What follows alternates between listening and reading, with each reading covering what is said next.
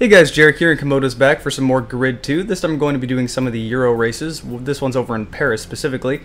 And every single time I play this game, every race, it manages to actually surprise me with how good it looks. Now, don't get me wrong, the game is more than just graphics. And, I actually get really tired of hearing the argument, graphics don't make a game. They certainly fucking help. That could be said.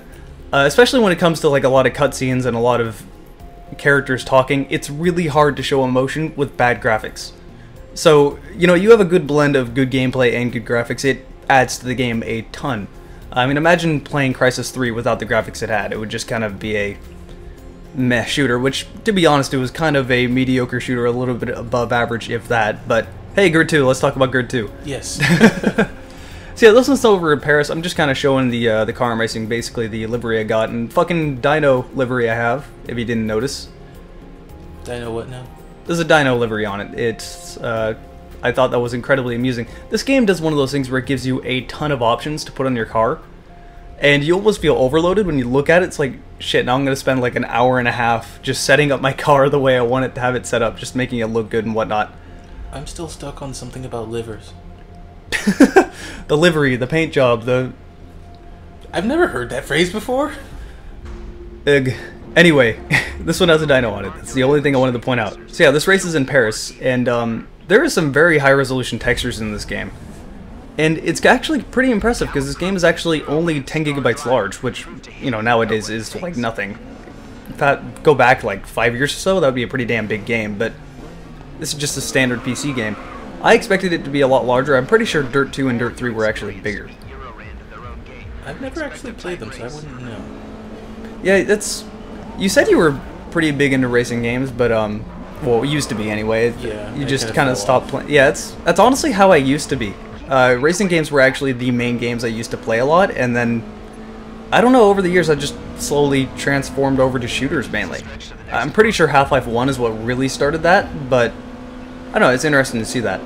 And for the first lap on this race, I was kind of playing bumper cars a little bit, being a little bit rough, but, Trading paint. crashing all over the place, basically. It's actually kind of annoying to upload racing gameplay of actually any racing game, because then you get the assholes that come along in the comments. They're like, I did this race 2 minutes faster than you, you suck. I'm like, I don't fucking care. That's not the reason I'm uploading this. I'm uploading this to show the game, because it's cool. Also, first place is first place. Who cares how fast you did it? I'm a bit of a perfectionist, so if I can continue to lower my time and get better, then yeah, but still, no one cares if you got a certain amount of time. Upload a video and shut up. Actually, you know what? It's sad, because the one game that I was like that with, you're gonna laugh at me when I say this, Mario Kart 7.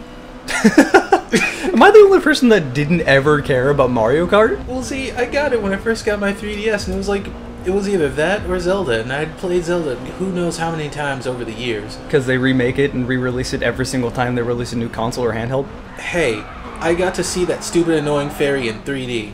Anyway, my point being, That's a big accomplishment, I want to do that. But, I just...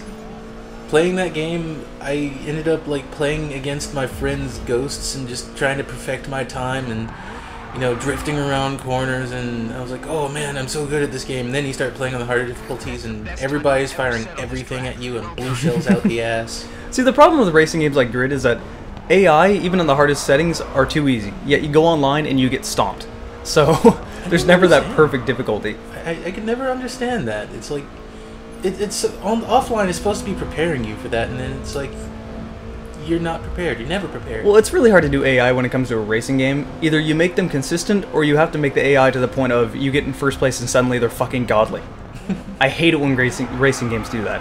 But in general, I think Grid does it pretty well. It's a pretty good combination. Like, I don't like games to be overly arcadish, and I'll enjoy racing games like that, like say Burnout.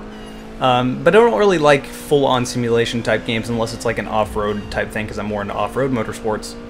And Grid does kind of a good combination between the two, where it's kind of easy to pick up and get into, but it's not like really toned down for people that are completely new to racing games. So, but yeah, first place on one of the Paris maps. Not the best race I've ever had, but good enough to upload, so enjoy it.